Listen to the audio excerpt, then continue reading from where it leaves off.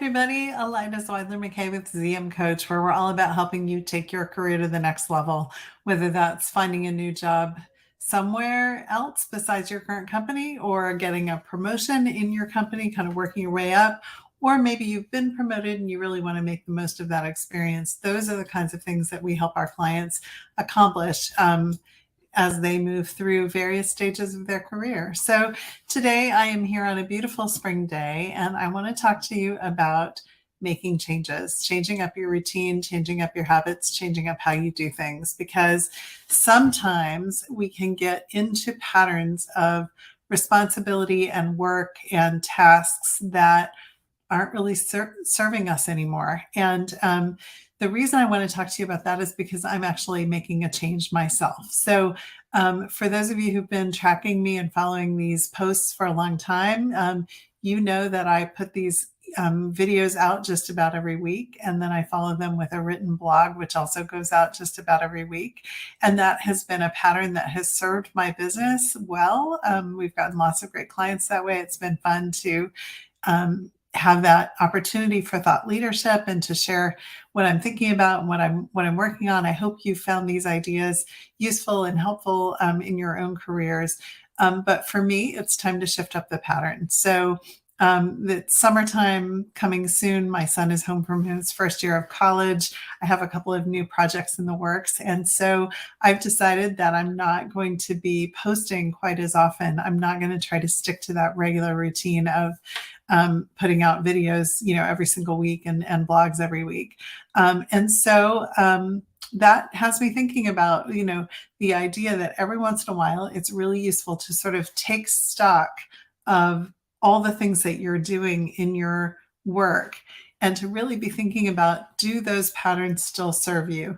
One of the things that I see people stick with, maybe when it's not so useful, are regular meetings. It's really easy to get a group going or get a series of meetings going and then just keep them going long after you still need them, or to meet in a certain way. Like, for example, I know a lot of people who hold meetings where the goal is really just to update each other on what you're working on. And I'll tell you, that is often one of the first patterns I will help my clients shift, because the way I see it, updating meetings aren't useful unless you're also using those updates to really integrate and to solve some kind of joint problems or to identify areas where you need to be working together on a particular situation. If you've gotten into the habit of kind of regular meetings that are just about everybody going around and saying what they're doing, but there's no real crosstalk about, oh, I need to be in on that, or hey, we did this thing the other day that I think you need to know about, or let's make sure we work together on that. If that part's not happening, chances are that meeting cycle has gotten a little bit stale. And one of the things that you can do to fix that is to sort of get clear again about what is the purpose of our meeting. And if the purpose is only updates, there might be more efficient ways to do that. For example, by posting in Slack channels, or sending around some kind of email, or writing some kind of weekly Friday update or something like that. That's another thing. Different people find that they need different rhythms at different stages of whatever's happening at work for how often you do reporting. So if you've been in a pattern of requiring your team to do a weekly report, you might just take a look at that and say, do we still need to do this really every week? Or would we be better served if people reported out every other week? And the way that you would know that is if the material's changing from week to week, or if things are happening so fast that you need to hear about it every week so that you can stay on top of it. If things are a little slower or projects are a little bit longer term, maybe every other week would serve you and would be another place where you could start to cut things out. And to trim out some of the extra work that's happening.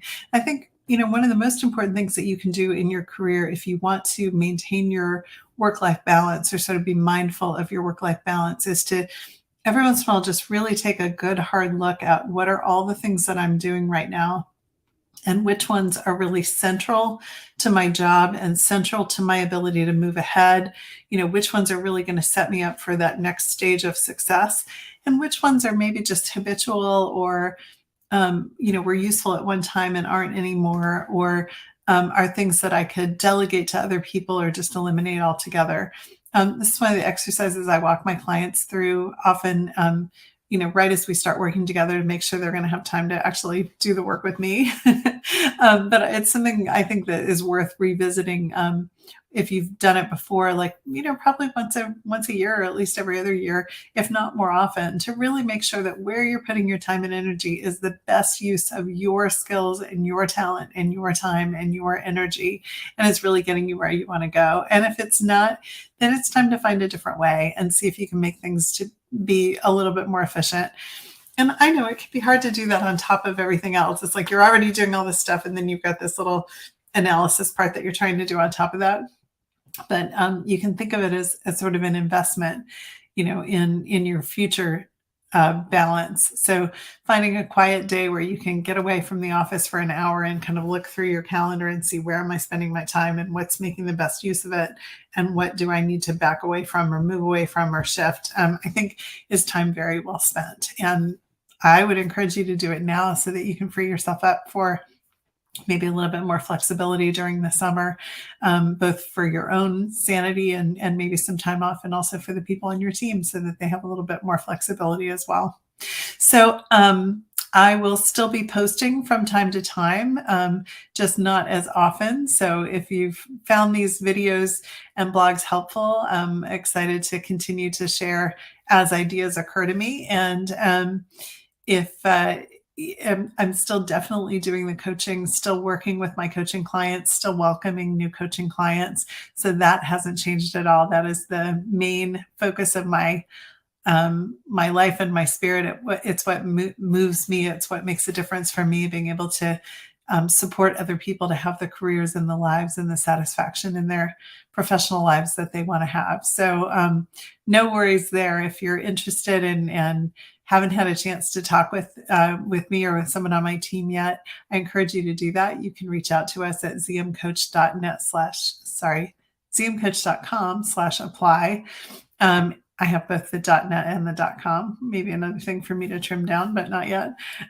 So, really encourage you to reach out and let's have that conversation and get you on track so that you can have the focus and the career and the life balance that you want to have. So stay tuned. I'll let you know what the new projects are when they're ready for prime time. And in the meantime, I hope you have a great summer, and I know I will. So take care.